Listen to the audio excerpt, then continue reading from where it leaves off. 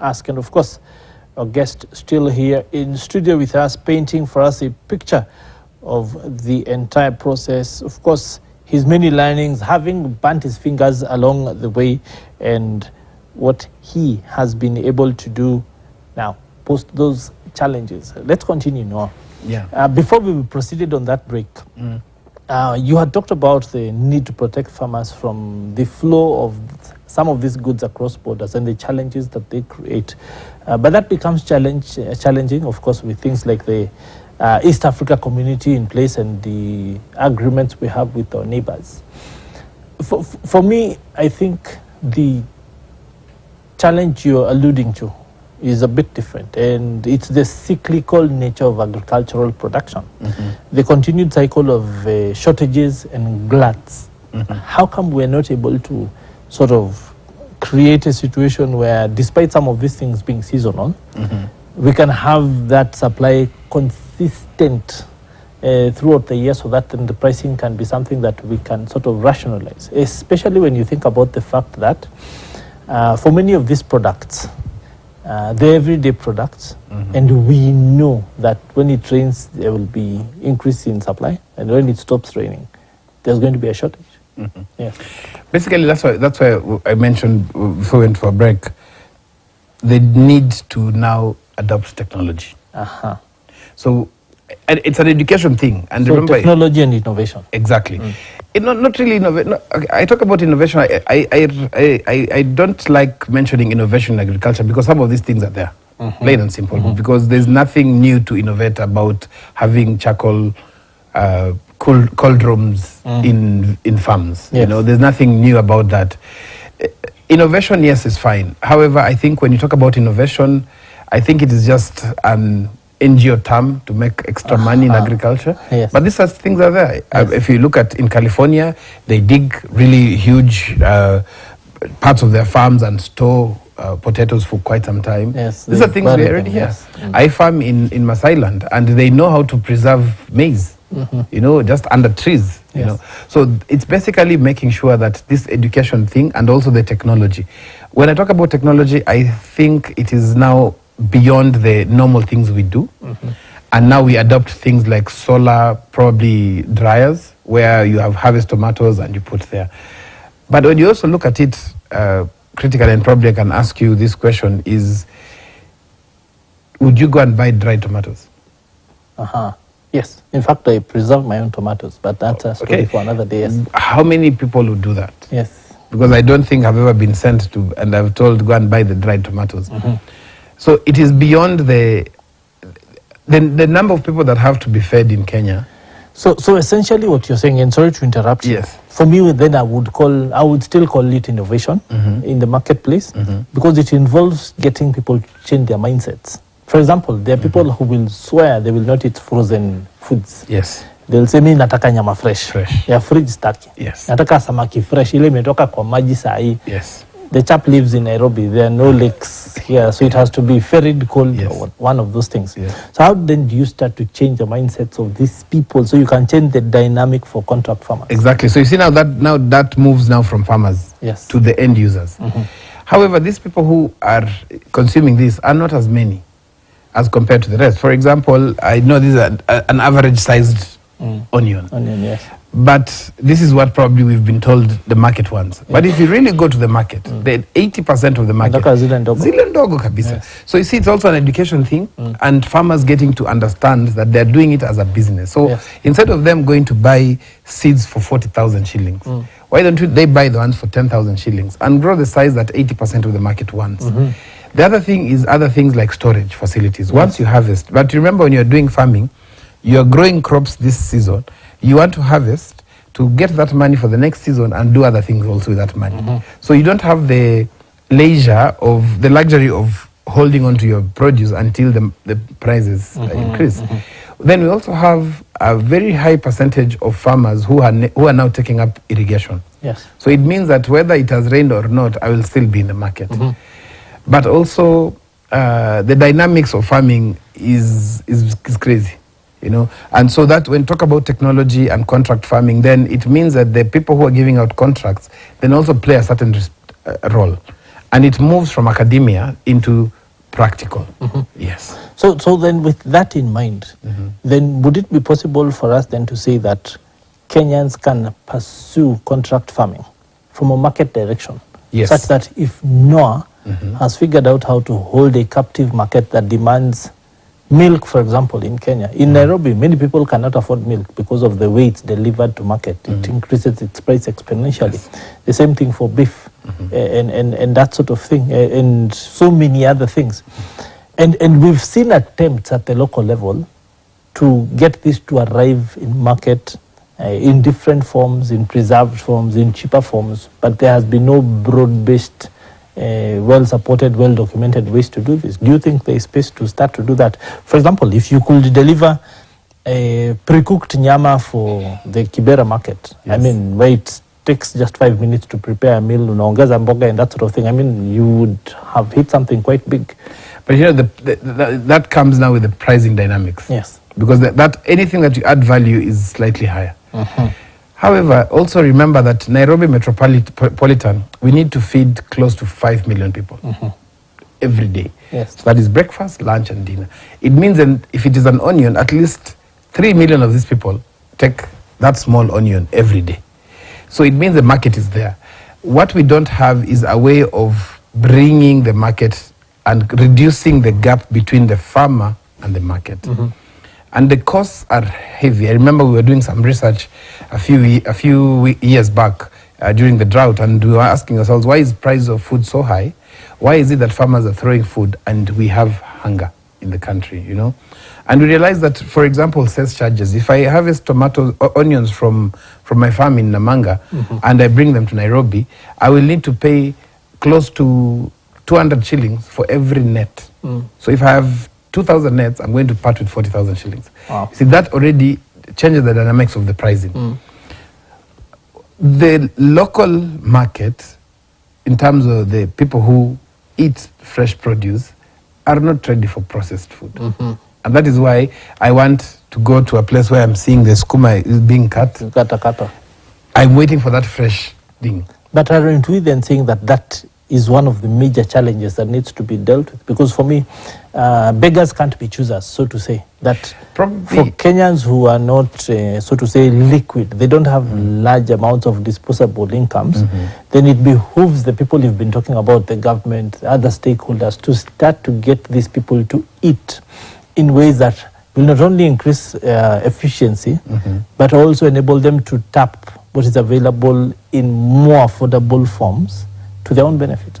Probably we can now switch, because for me, I say the local market is super, it's there, the market, the produce is available. Yes. But then we can now start thinking of the technology. Can we have at county or sub-county level locations where farmers harvest and store their produce? You know? Because and there is, sorry to interrupt, the reason I keep going back to this is because for me, I think we've normalized the Kadogo economy, where because I want fresh, I'm happy to have a mama mboga within 500 meters of my house, chopping up veggies every evening for me to take. But it's the most inefficient thing when you think about it, right? Because if this was prepared at some source and delivered through some chain that utilizes the same people, by the way, but removes the processing from their hands and automates it somewhere and simply makes them the opposite of, they're the aggregators of demand at their level. I mean, we'll see dramatic shifts in consumption and pricing. Yes, but when you talk about pricing, okay, let me bring all this context into why contract farming is, I think we're getting ready for contract farming. Yes. But we also need to know that contract farming would only make a lot of sense if you're growing export crops because of the returns. Yes. For the local market, when it rains, you will have wild managu, wild kunde for even 2 months. Yes. So if you are contracted to grow managu, you can't compete. You can't compete. Yes. You know, if I am in Eastern Province, Kwambani, I have nzu that I will harvest for close to 6 months. Yes. So even if you contract me to grow it, then it does not make sense.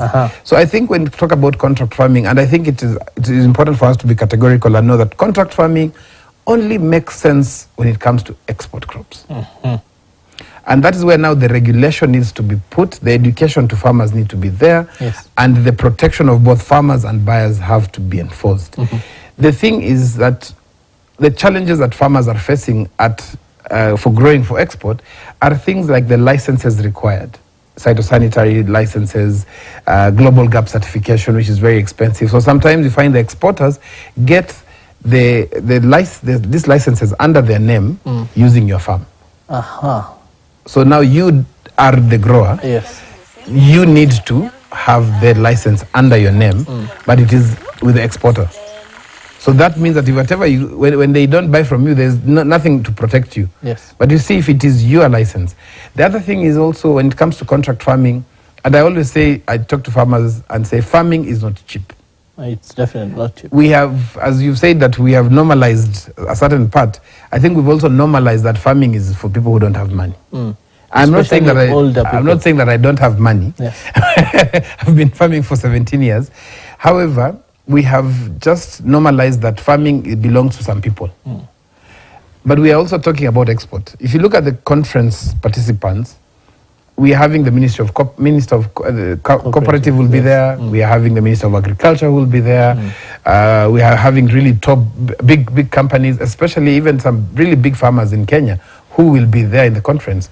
So when you talk about contract farming, I think it's important so that we don't mislead farmers, is that we focus on now the contract farming for export, because that is where the returns are. So that even if I can be able to afford to grow and store, whatever I'm selling at is able to take care of my storage. Either the freezer, cold rooms, or stuff like that, and also the transportation. The other thing is when you talk about that in terms of contract farming, and is specific crops. Not all crops can be contracted. Contract farming would only make sense for crops that are high value, that also require you to put a certain investment in it. For example, chilies, you need to grow chilies under shed net. So not all farmers can afford to do it. Even those who can afford might not see the essence of doing it, because there are some times that even the crops don't make sense in terms of money. As we are going towards October, November, December, January, February, March, any crop grown on contract for export, the prices will be high, because a very big part of Europe is in winter, so they cannot grow. So why would I grow tomatoes or French beans when Netherlands is growing? And Netherlands is already there. It's already near. It's in Europe, so they will supply the rest. So those are the things I have to look at, so that we now start seeing what are the dynamics that farmers need to understand, what is the training required on behalf of farmers, and that is one of the things that we are hoping to get that from the conference that is going to come. Quite a bit to unpack there. Essentially, so which specific areas then would you be urging people to start thinking about when we talk about the different types of crops for export, that farmers can start to align, even as they now think about looking forward to this conference? First of all, as farmers, because those are the ones we want to talk to so much. I think when it comes to farmers, they need to first of all not think of the end, which is the money, but how then do they prepare? And this comes in when you start the actual farming. You know, I normally tell people, if I was to do this again, I would do it very differently. Because then you know where the toilets should be in the farm, you know the water source, you know the locations of things. Because when you walk into a farm in Europe or America, it's so different from the way you walk into a farm. So even the arrangement of the locations of things on your farm. The facilities. The workers who are working on the farm cannot walk in with the clothes they've come from the houses. They have to change, When they're leaving the farm, remember they're also carrying so many chemicals by virtue of passing through the farm. There has to be showers where they shower before they leave. So you see that's why I'm saying it becomes a bit different. And if you do that on your own, even the exporter will take you serious. Even the regulators will take you serious. Then if you know that whatever is required, so I'm not blaming farmers, but I'm saying we as farmers have a role to play, because we're the ones who are going to produce. The exporter will just come and pick and go. So where do we get this research then? If I wanted to start thinking about how I'm going to plan my farm, is it come to the conference? Is it look for a person like you? Is it look for something on the internet? I think this conference is going to be a game changer. And in fact, that was the reason why I said I would really love to be part of this. Is because if you look at what is going to be discussed for the whole 2 days, is going to address all those issues, including cooperatives. We're having the CS of cooperatives going to be there, including the regulation and regulators who are going to be there. Yes. I think the conference will be the game changer. Yes. So then let's talk about the different aspects of the value chain. The fact that when it comes to contract farming, even if you are not a contract farmer, like you said, because contract farming, even farming is not for everybody. What are the possible other roles that young people can play along this value chain that will enable them cut their own niches and earn some sort of living? Well, young people have to take it up. First of all, they have to love it. And loving it, I am not a pro make agriculture sexy. Yes. No. Make it something that people can want to do. Yes. And how do you do this? By making sure that those who are already in it are benefiting. Yes. Because if I am a farmer and I come back home and I'm always complaining on things about farming, yes. In fact, my kids will when they hear me coming in, they run away because this guy is just coming to complain. Yes. So they will never think about farming. But if we start thinking of how then do we bring in the young people, the Gen Zs, now we're going to have Generation Alpha also, getting attracted to this is by them seeing that there is something coming out of it. So is it money? Definitely, because the young people want to see which route can I use, the shortest route to make money. And this means that we have to remove the aspect of you have to be the actual farmer to do it. There's so many aspects. For example, I have not seen of a young lawyer who is going to take up and say, I'm going to design contracts for farmers. I'm going to create a small constitution of, if you want, how do you enforce contracts? Yes. I've not seen young people taking up drone technology. Yes, I'm saying behind there. Is it that the regulation of these young people is to be able to do this too expensive for them? So can we make sure that we also change the syllabus of the education system? Because I don't see why we have young people, right now we have close to 300,000 young people who have studied agriculture the last probably 10 to 15 years who are jobless. So is it possible for us to make sure that we can bring them in, but not bring them in to just touch the soil, but bring them in a way that they would love to touch the soil. Remember, when you talk about agribusiness, it's just like any other business. Yes. For you to master, it will be very hard for you to go and open a garage. Yes. If you're not a mechanic. So you have to learn the agri. Yes. And this agri does not necessarily mean you have to go to the ground. You can now create partnerships. You form, for example, 5 or 6 youth, one who's very good with soil, one who's good in spraying, one who's good in something else, and one who's good in marketing, so that they can be able to market this and attract farmers to them. So we have to change the mindset, because when I talk about farming at my age, and I'm talking to my sons who are 14 years, there's 40 years. People have known my age. There's close to 40 years difference. Yes. So the way I'm looking at farming probably as a retirement thing. But then they're looking at it as, can we do it for money now? Yes. Okay, then let's talk about the market end of things, because I think that's the biggest challenge for many people. Earlier on, you mentioned that you'd worked with a person who you'd have to deliver to at the airport. So a lot of people have questions around how they get into the market. And we're often told that they're exporters who are licensed, like you mentioned. Many Kenyan players simply supply to these people. Are there ways to get into this market yourself? Or do you then continue to play the role of supplying to these exporters? How do you then consolidate your position here? Again, I go back to saying farming is not for everyone. Yes. So you need to ask yourself, even if you have to go and get a contract, for example, even if I go and get a contract, then I will have to be a broker again. Yes. Because probably I cannot satisfy the contract itself. But then can we come together? Yes. And have a group of farmers, each with 5 to 10 acres, yes. and go and get this market. Then do we have the financial muscle to be able to deliver this? Sometimes you are given a contract, then you have to deliver, then you're paid. So for me, I think for farmers, if you are farming, perfect it so well. If somebody is exporting, then partner. I'm one person who really believes in partnerships. Then partner with somebody who is an exporter. But we also have farmers who are doing an amazing job. There's a lady from Karakuta who's doing avocados. And for her, she decided, I'm going to these shows, the fruit and vegetable shows in Europe, and going to, and saying, I'm looking for the market. Remember also, you're doing a business. Yes. And money doesn't come to you. You always go and look for this money. You know, it's only banks that money comes to them. Yes. But you have to go to and market yourself. But as you go to market yourself, then you also need to have understood the regulation that is required. Because you don't want to go out there and then you get a buyer and the buyer tells you, next week I want you to deliver X produce. And then you don't have the regulation in terms of licenses. The phytosanitary. Exactly. Yes. Yes. Okay. So it goes back to the farmer as well and say, if I am going to do business, these are the factors that I need to consider. You know, the location of my farm, the water source, using chemicals that are not, you know, not banned.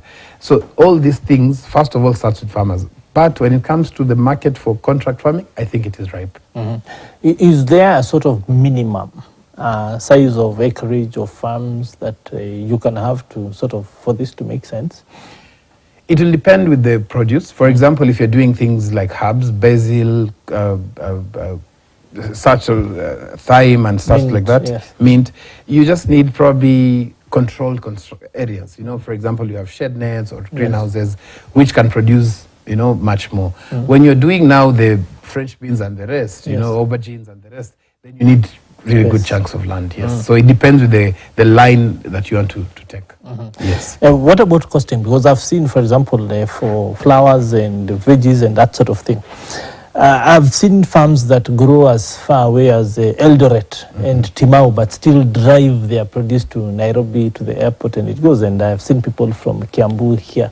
So in terms of the cost-benefit analysis, how do you decide on what crops to be able to sell so as to make the sort of margins we are talking about? Because I think those guys are still making money despite the distance. Yes, you see, that's why I said you have to think of it as a business. So thinking of it as a business, you have to make sure that 40% of your cost is transport. Transport and logistics bit. Wow. So you need to ask yourself, of that 40% of it, how much produce then am I delivering? Because somebody in Kajiado delivering 10 tons and somebody from Timau delivering 10 tons, there's no, you're not making a lot of money out there. But if somebody from Kajiado is delivering 10 tons and you are bringing 30 tons and you have good market, automatically you know that indeed you're going to break even. Again, farming is not a get-rich-quick scheme. So it means that even if you're delivering 30 tons, then how consistent are you with your 30 tons? There might be somebody else who is consistent every week. They're doing 6 tons. Yes. So that means that even this buyer is attracted to them. But you're doing 30 tons after another, you know, until the time that somebody calls you. So you even lose this, and that's what happens even with the local produce, the tomatoes and the rest. A buyer will only come to you if you are regular. Yes. As we close, let's think about the issues we've raised as challenges. If there was one thing that government and other stakeholders would do to make contract farming make sense, to make it work, make it easier for farmers, make it easier for stakeholders who want to get into that space, what would it be? Just regulation. Just reduce the paperwork, reduce that regulation. And then we as the farmers, please, government, just be our friends. We are feeding the nation. Yeah, have that. I don't see government really going to talk to farmers. You know, we feel we are on our own. And that's why you can easily say they can't and they won't. You know, that kind of thing. Yeah, just reduce that regulation and just make us closer to you. Yeah. What about extension services? Because we know there's been a That's the best. That's the easiest way of bringing us closer to you. Because then I don't need a broker. Yes. You know, the extension officer, Kenya is an agricultural research country. So the extension officers are used to come and bring questionnaires about this happening, running this, try this, but they're not lifting us to them. And that's why I have never seen an award of the best extension officer in Kenya. Yeah. Okay, indeed, thank you very much. Food for thought for the various players along that value chain. But thank you very much now for taking the time to talk to us here on Farm Kenya. Of course, that conversation there brings us to the end of this show. Contract farming being something that is taking these nations' agricultural forward and into the future, and providing opportunity for many young people in that space to carve their niche and earn their living. Well, it's been a pleasure hosting you. My name is Peter Akaba. Of course, thank you to our guest now for taking the time to talk to us. But from us now, it is Kwaheri ya Kuonana. Of course, the news continues here on KTN. Do continue to stay with us. Kuwa mkono ambao unalima ardhi, mlango wa kulima, kuwa mshindi.